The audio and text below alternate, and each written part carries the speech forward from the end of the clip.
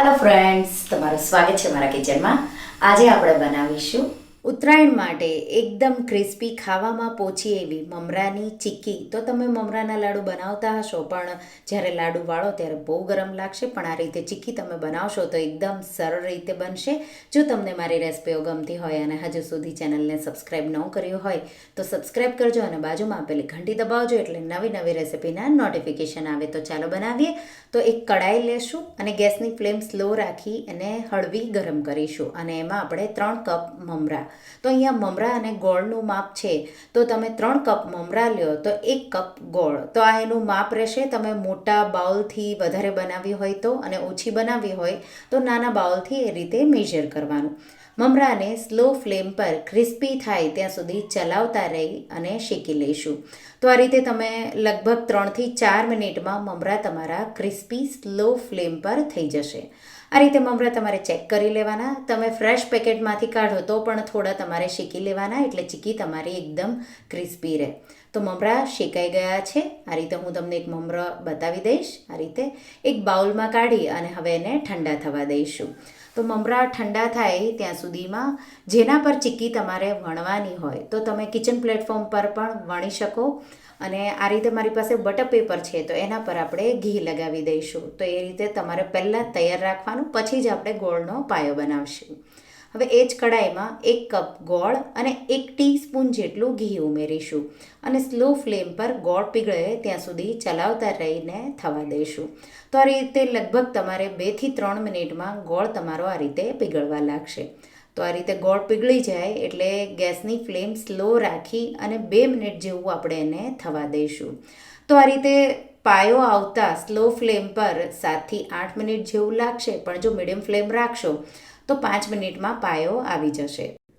ગોળ પીગળ્યા પછી 2 મિનિટ મેં સ્લો ફ્લેમ પર થવા દીધું. હવે એક વાટકીમાં પાણી લેશું અને એમાં 2 થી 3 ટીપા ગોળના પાયાના ઉમેરીશું, અને આ રીતે આપણે એને ચેક કરીશું. તો આ રીતે ઠંડુ થઈ જાય એટલે તમે ઇઝીલી હાથમાં લઈ શકો, અને આ રીતે ખેંચાય છે મીન્સ હજી આપણો ગોળનો પાયો તૈયાર નથી થયો. તો ગેસની ફ્લેમ સ્લો કરી અને આ રીતે ચલાવતા રહી અને 2 મિનિટ પાછું આપણે એને થવા દઈશું. તો આ રીતે બબલ આવવા લાગશે. જ્યારે ગોળનો પાયો આવશે ત્યારે ગોળનો કલર પણ બદલાઈ જશે. તો હજી બદલાણો નથી, તો પાછું 2 મિનિટ જેવું મેં એને થવા દીધું છે. હવે આપણે બીજી વાર ચેક કરીશું. તો ટોટલ અત્યારે 7 મિનિટ જેવું થયું છે. 7 મિનિટ જેવું થાય એટલે પાછું આપણે ગોળના પાયાના 2-3 ટીપા ઉમેરી અને આ રીતે હજી થોડું ખેંચાય છે, તો મીન્સ હજી આપણે 1 મિનિટ જેવું થવા દેશું એટલે ગોળનો પાયો એકદમ ક્રિસ્પી થઈ જશે. તો આ રીતે 1 મિનિટ જેવું સ્લો ફ્લેમ પર હું થવા દઈશ, અને હવે તમે જોઈ શકો છો ગોળનો કલર બદલાઈ ગયો છે.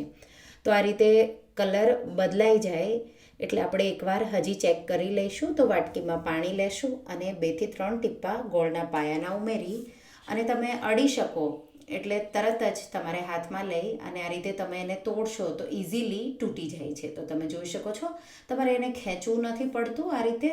તો ગેસની આંચ હવે બંધ કરી દઈશું અને 1 ચપટી જેટલા બેકિંગ સોડા, તો ખાવાના સોડા ઉમેરવાથી તમારી ચીક્કી છે એકદમ સોફ્ટ અને ક્રિસ્પી, અને કલર પણ બહુ સારો એવો આવશે. તો મિક્સ કરી તરત જ શેકેલા મમરા, ક્રિસ્પી મમરા ઉમેરી દઈશું અને એકદમ સારી રીતે મિક્સ કરીશું. તો આ રીતે જો તમારી ચીક્કી તમે બનાવશો તો એકદમ પરફેક્ટ એવી બનશે. અને હવે ગોળનો પાયો આવી જાય પછીની જે બધી પ્રોસેસ છે એ થોડી ઉતાવળ રાખીને કરવાની, નહીંતર ગોળ તરત જ ઠંડો થશે એટલે કડક થઈ જશે અને બરાબર ચીક્કી તમને વણતા નહીં ફાવે. તો આ રીતે મિક્સ કરી અને જે આપણે બટર પેપર રેડી રાખ્યું છે એના પર અડધું મિશ્રણ, તો એ રીતે મેં 2 બટર પેપર રેડી કર્યા છે ઘીવાળા, તો અડધો અડધો એમ કરી હું 2 પર આ રીતે આપણે મિશ્રણ ઉમેરી દઈશું.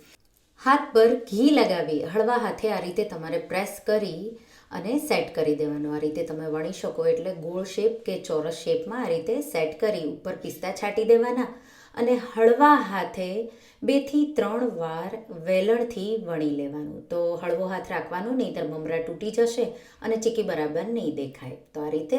અને હવે ધારદાર છરી લેશું અને તરત જ આપણે એના પીસીસ કરી લઈશું. તો પહેલાં હું સાઈડ્સ આ રીતે કટ કરી લઈશ. તો તમે એ પણ બહુ ટેસ્ટી લાગે, એને ખાઈ લેવાની. સ્વાદમાં કોઈ ફેર ન હોય, માત્ર શેપ બરાબર ન હોય.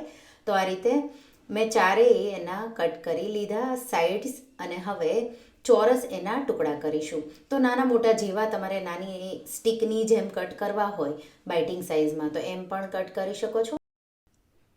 અને ઠંડી થવા દઈશું અને પછી તમે એને સ્ટોર કરી દો. તો એકદમ સોફ્ટ એવી અને એકદમ ક્રિસ્પી એવી મમરાની ચીક્કીને એરટાઈટ ડબ્બામાં નીચે બટર પેપર રાખી સ્ટોર કરી દેવાનું. અને એ જ રીતે બચેલું મિશ્રણ તો એ પણ મેં સાથે સાથે ઝડપથી પ્રોસેસ કરી છે. આમાં તમારે ચીક્કીને સેટ કરવામાં બહુ ઉતાવળ રાખવાની. જો તમે મેનેજ ન કરી શકતા હોય તો અડધો જ ગોળ અને અડધા જ મમરા વાપરી અને 2 વાર તમારે આ મિશ્રણ બનાવવાનું.